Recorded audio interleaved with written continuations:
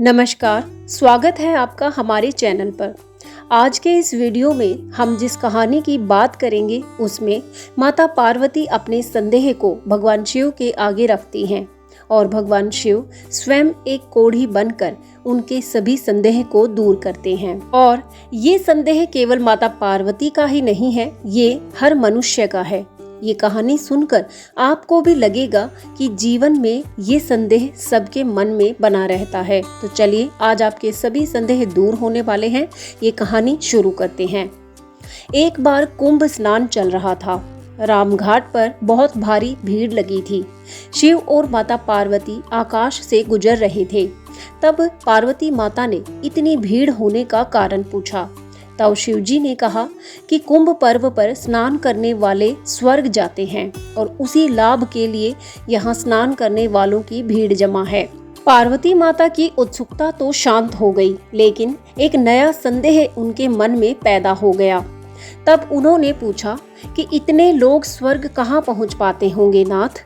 तब शिव समझ गए कि अब तो पार्वती बाल की खाल ही निकाल कर रहेगी। उन्होंने कहा कि नहीं, शरीर को गीला करना एक बात है और मन की मलिनता धोने वाला स्नान ज्यादा जरूरी है। मन को धोने वाले ही स्वर्ग जाते हैं। अब पार्वती माता का संदेह घटा नहीं बल्कि और बढ़ गया। पार्वती बोली कि ये कैसे पता चलेगा कि किसने शरीर धोया है और किसने मन को धोया है। तब शिव बाबा ने कहा कि यह व्यक्ति के कार्य से पता चलेगा। अब शिवजी ने माँ गौरी को प्रत्यक्ष उदाहरण से समझाने का प्रयत्न किया। शिवजी जी ने कुरूप कोढ़ी का रूप धर लिया और रास्ते में ही लेट गए। पार्वती माता भी खूब सज धज कर उनके पास बैठ गईं। स्नान करने वालों की भीड़ वहां से गुजर रही थी और उन्हें भी देख रहे थे।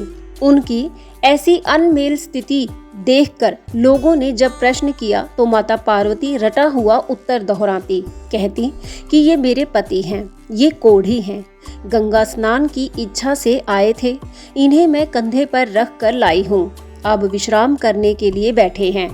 तब अधिकांश की नीयत डिगती सी दिखाई दी। वे उस सुंदर नारी को लालच देने लगे और कहा कि इस कोढ़ी पति को छोड़कर हमारे साथ चलो।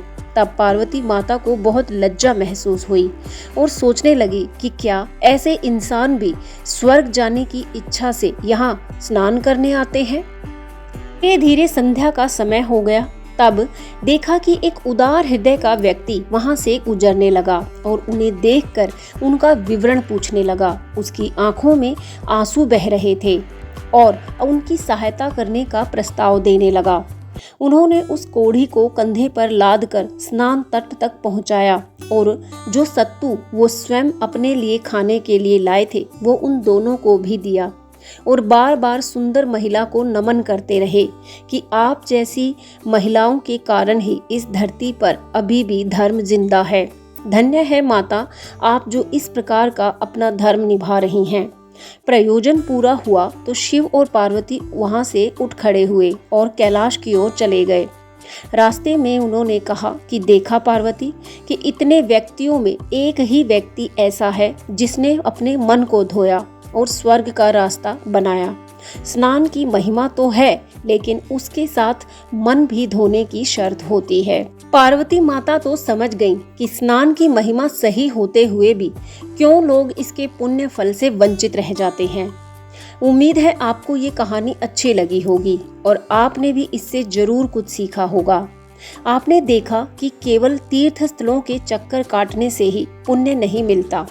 यदि आप अपना हृदय साफ रखते हैं, किसी का बुरा नहीं सोचते, दुखी व्यक्ति की सामर्थ्य अनुसार मदद करते हैं, तो ईश्वर आपको घर बैठे ही सभी पुण्य देते हैं।